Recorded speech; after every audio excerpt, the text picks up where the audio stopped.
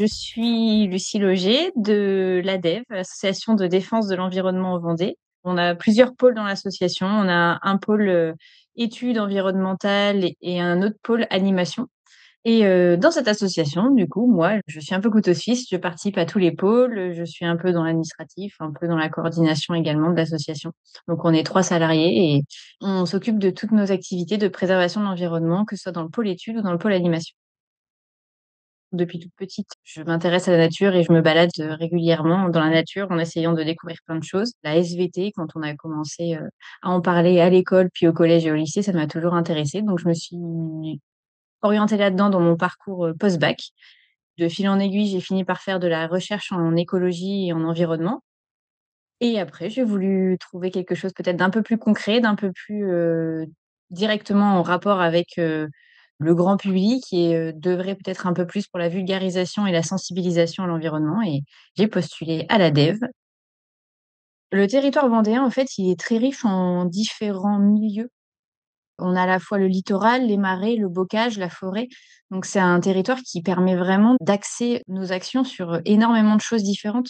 Tout est varié sur ce territoire-là. Donc on peut parler du milieu marin, du milieu côtier, du bocage, de la forêt, il y a énormément de choses à traiter et puis il y a énormément de problématiques aussi sur, comment lier les activités humaines et l'environnement. Puisque, bon, c'est un milieu qui est très touristique, c'est un milieu aussi qui est très agricole, c'est un milieu sur lequel, la préservation du bocage ou, le renforcement de la plantation de haies est aussi problématique. Donc, il y a énormément d'enjeux sur ce territoire et beaucoup de milieux sur lesquels ces enjeux-là peuvent s'appliquer. Donc, c'est super intéressant de travailler en Vendée. Les enjeux autour de la restauration de la mare de l'île d'Olonne, ils étaient doubles finalement. L'observatoire de l'île d'Olonne se situe dans une zone de marais, donc avec de l'eau saumâtre. Donc le fait d'avoir vraiment une zone humide d'eau douce permet à énormément de biodiversité de venir s'y abreuver, s'y réfugier. Donc ça fait un peu un oasis d'eau douce au milieu d'eau saumâtre. Ça faisait longtemps qu'elle n'avait pas été entretenue correctement. Elle avait tendance à être à sec très rapidement dans le printemps. Donc, ça ne permettait pas à beaucoup d'espèces de faire tout leur cycle biologique dans la mare. Donc, un exemple très concret, hein, si on prend des grenouilles qui vont pondre dans la mare, et ben, arrivé en avril ou en mai, la mare est asséchée, ben, les têtards ou les œufs vont mourir tout simplement. Donc, ça ne permet pas aux grenouilles de finir leur cycle de reproduction. Le deuxième enjeu, c'était aussi pour nous, donc l'Observatoire d'oiseaux, c'est un pôle vraiment dont on se sert pour la sensibilisation. C'est un pôle pédagogique qui est assez important, mais on n'a que l'initiation à l'ornithologie qu'on peut vraiment faire sur ce pôle-là, puisqu'on a l'observatoire, qu'on a la vue sur les marais, et on trouvait ça dommage de ne pas exploiter, d'un point de vue sensibilisation et vulgarisation, la petite mare qu'on avait en dessous. Donc c'est pour ça, en fait, on s'est dit: «On va la restaurer». Ça va permettre à la nature de retrouver un peu ses droits, à beaucoup d'espèces de finir leur cycle biologique ou de profiter d'un point d'eau douce et en plus, à nous, ça va nous permettre de créer un nouveau pôle pédagogique pour pouvoir, sensibiliser à à ce que c'est une mare, à la faune aquatique, à expliquer le cycle de vie d'un insecte aquatique et cetera. La restauration de mare en soi, c'est pas très long.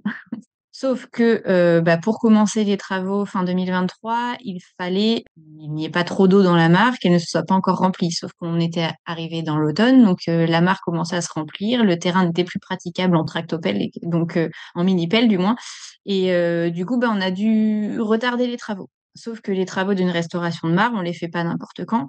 Il faut choisir le moment dans l'année où ça impacte le moins possible la biodiversité.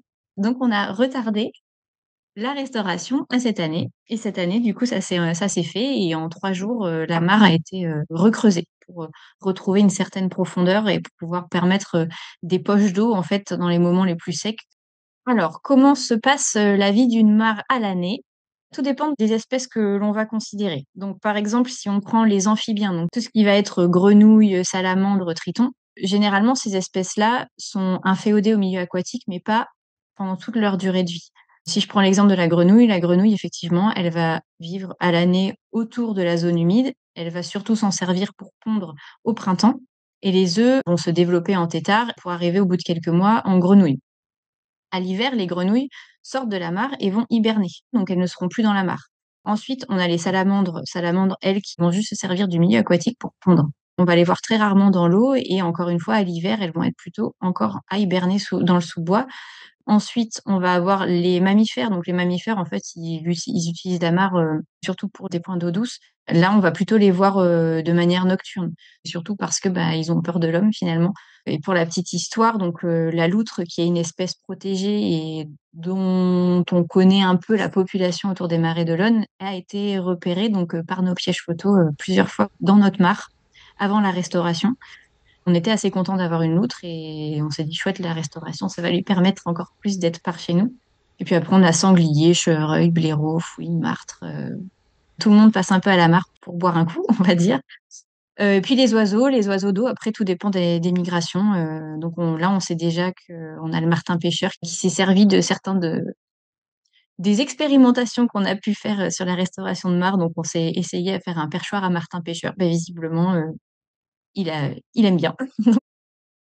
C'est sûr que quand on voit des espèces, surtout des espèces qui sont catégorisées comme protégées et puis qui sont discrètes comme la loutre, quand on sait qu'elles sont là et qu'on a réussi à avoir des images et de les voir, se s'amuser dans notre mare, enfin on aime bien en fait avoir aussi, chaque animal et voir aussi leurs caractéristiques. Après, on a eu des renardeaux aussi qui sont venus s'amuser dans les mousses sèches de la mare à chasser les petites souris. C'est hyper valorisant pour nous de se dire qu'on contribue à restaurer un endroit pour qu'ils aient tout ce qu'il faut pour bien se développer et puis pour nous après, on est des passionnés et puis on est aussi un peu, cucu si j'ai envie de dire donc dès qu'on voit une loutre ou un petit renard ou une grosse grenouille, «Oh, c'est trop mignon!» et puis on est content. Quand on laisse une mare se combler, se fermer, on va avoir une autre flore qui va se développer. Tous les animaux qui sont vraiment inféodés au milieu aquatique ne vont plus venir et donc cette haute flore qui va se développer va permettre à d'autres insectes, d'autres mammifères de venir. Cette zone restera toujours humide parce que le sol, c'est ça qui va faire la caractéristique de la zone humide. Le sol de base sera toujours là, mais par contre, bah, on n'aura plus cette, dépression humide parce que ce sera comblé, parce que beaucoup d'arbres pomperont et donc ça deviendra, bon, bah, à terme, hein, pas tout de suite, hein, mais une zone de forêt, une zone plutôt forestière. Pour les projets de création de mares, ça existe. Ça peut être purement, des fois juste des personnes qui ont envie de voilà, de créer un nouveau milieu, très favorable à la biodiversité. Mais ça reste assez rare. Généralement, s'il y a des créations de mares, c'est parce qu'on a besoin de mesures compensatoires. Les mesures compensatoires, en fait, c'est, un outil qui est très utilisé dans tout ce qui est réglementaire. Lorsqu'on détruit quelque chose et ben, en fait, on demande à, faire des mesures de compensation donc qui peuvent impacter positivement la biodiversité pour contrecarrer l'impact négatif qu'on est en train de faire. Chacun a son avis, hein, mais la zone qu'on détruit et qui a des centaines d'années, voire des milliers d'années d'histoire, ne peut pas être remplacée, d'un claquement de doigts par une nouvelle zone qu'on crée, autre part, sans la même histoire, sans le même terrain et sans la même biodiversité qui est installée depuis des centaines d'années.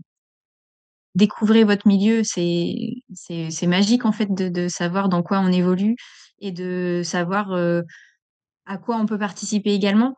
La nature autour, il y en a plein et c'est pas parce qu'on la voit pas qu'elle est pas là et qu'en fait on fait partie d'un tout et que c'est super en fait de savoir qu'on n'est pas tout seul et que, bah, là on a mis ça et oh bah tiens, un petit hérisson l'utilise. Enfin, on peut contribuer même à notre échelle à favoriser, l'environnement, les milieux, la préservation de certaines espèces et en fait, il y a plein de petites choses, un peu plus compliquées et des choses très simples qu'on peut faire à notre échelle et nous on encourage vraiment à ça.